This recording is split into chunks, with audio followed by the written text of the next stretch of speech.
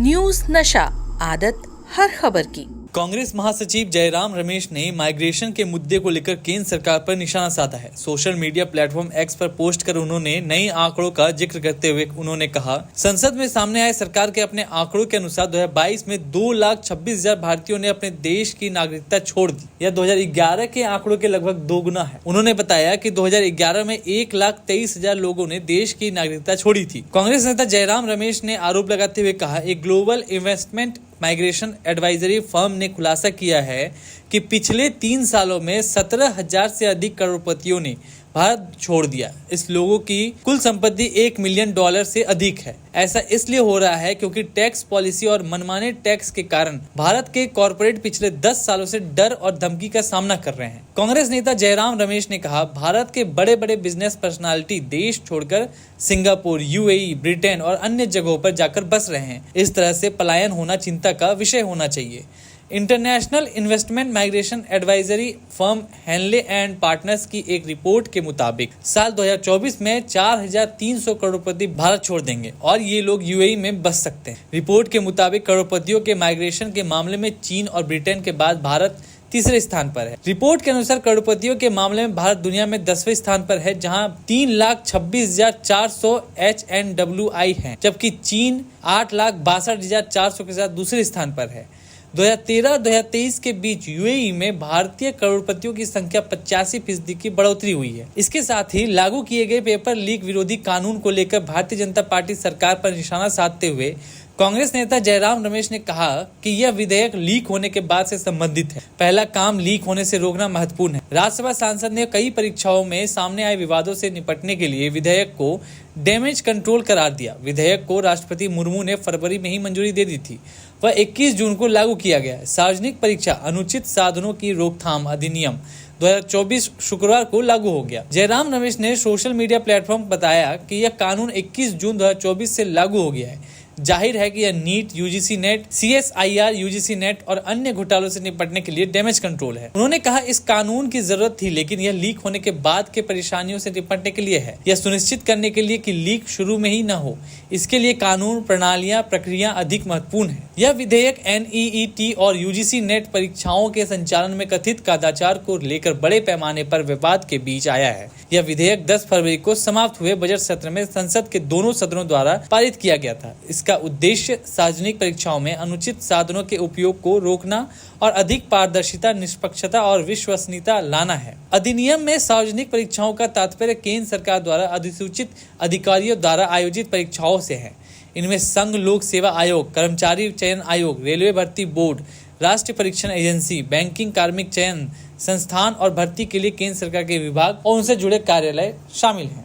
धर्मेंद्र प्रधान जो शिक्षा मंत्री हैं, दिल्ली यूनिवर्सिटी गए और छात्रों ने उनको काले झंडे दिखाए और उनको योगासन करने नहीं दिया, क्योंकि नाराजगी बहुत है। प्रधानमंत्री इससे भाग नहीं सकते। यहाँ आसन कर रहे हैं, आज तो इंटरनेशनल योगा डे है, पर नीट के बारे में तो कुछ तो कह रहे हैं।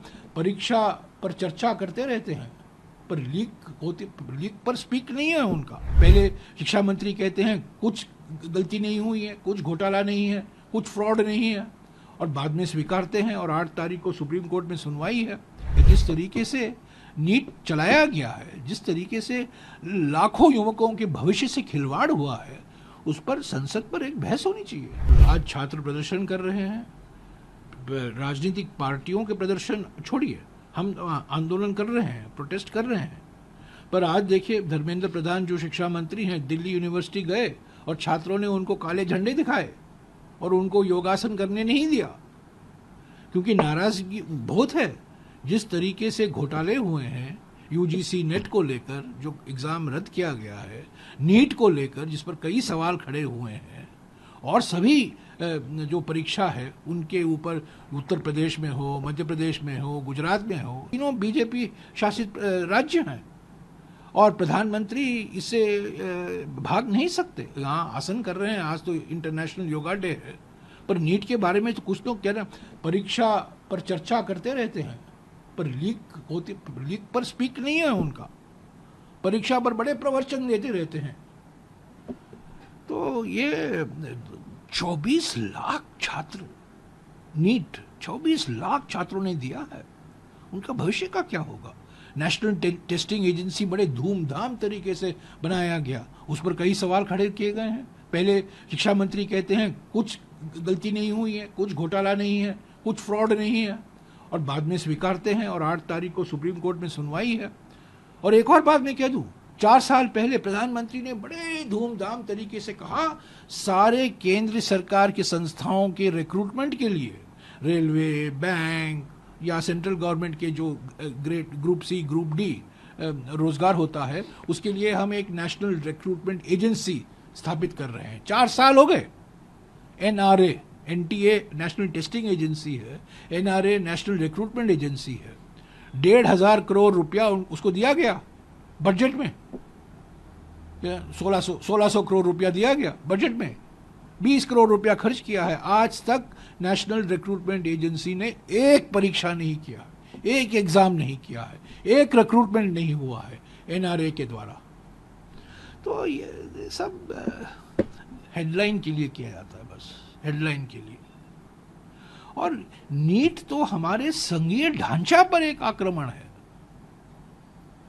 ये अब जो संघीय ढांचा हमारे संविधान में है, और कई राज्यों ने, तमिलनाडु ने, गुजरात ने भी कहा, महाराष्ट्र ने पिछले 4-5 दिन पहले महाराष्ट्र ने कहा कि हम नीट के खिलाफ हैं। कर्नाटक में कई सवाल उठे हैं, इस पर समीक्षा होनी चाहिए। मैंने तो मांग की है कि संसदीय समिति पर, मैं संसदीय समिति का सदस्य, धर्मेंद्र प्रधान जो शिक्षा मंत्री हैं, दिल्ली यूनिवर्सिटी गए और छात्रों ने उनको काले झंडे दिखाए और उनको योगासन करने नहीं दिया, क्योंकि नाराजगी बहुत है। प्रधानमंत्री इससे भाग नहीं सकते। यहाँ आसन कर रहे हैं, आज तो इंटरनेशनल योगा डे है, पर नीट के बारे में तो कुछ तो कह रहे हैं, परीक्षा पर चर्चा करते रहते हैं, पर लीक पर स्पीक नहीं है उनका। पहले शिक्षा मंत्री कहते हैं कुछ गलती नहीं हुई है, कुछ घोटाला नहीं है, कुछ फ्रॉड नहीं है, और बाद में स्वीकारते हैं और 8 तारीख को सुप्रीम कोर्ट में सुनवाई है।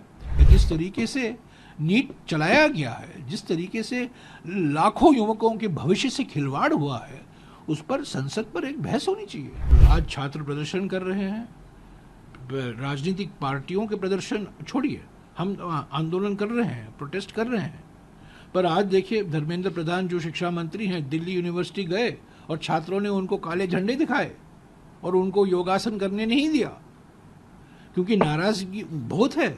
जिस तरीके से घोटाले हुए हैं, UGC नेट को लेकर जो एग्ज़ाम रद्द किया गया है, नीट को लेकर जिस पर कई सवाल खड़े हुए हैं, और सभी जो परीक्षा है उनके ऊपर, उत्तर प्रदेश में हो, मध्य प्रदेश में हो, गुजरात में हो, तीनों BJP शासित राज्य हैं, और प्रधानमंत्री इससे भाग नहीं सकते। यहाँ आसन कर रहे हैं, आज तो इंटरनेशनल योगा डे है, पर नीट के बारे में तो कुछ तो कह रहे हैं, परीक्षा पर चर्चा करते रहते हैं, पर लीक पर स्पीक नहीं है उनका।